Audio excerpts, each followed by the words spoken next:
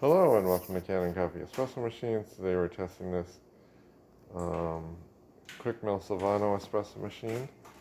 And let's go ahead and pull a shot.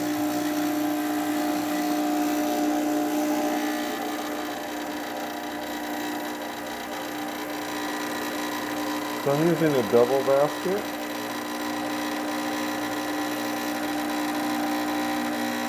Get a nice shot of espresso.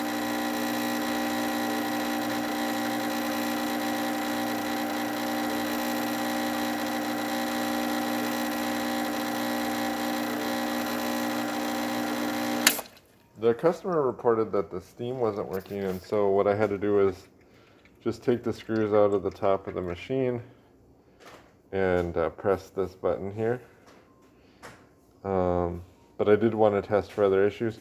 It does look like the machine has been leaking from the boiler, although I don't see any recent leakage. I've pulled a couple test shots, and I'm not seeing any leakage now. And then let's go ahead and test the steam.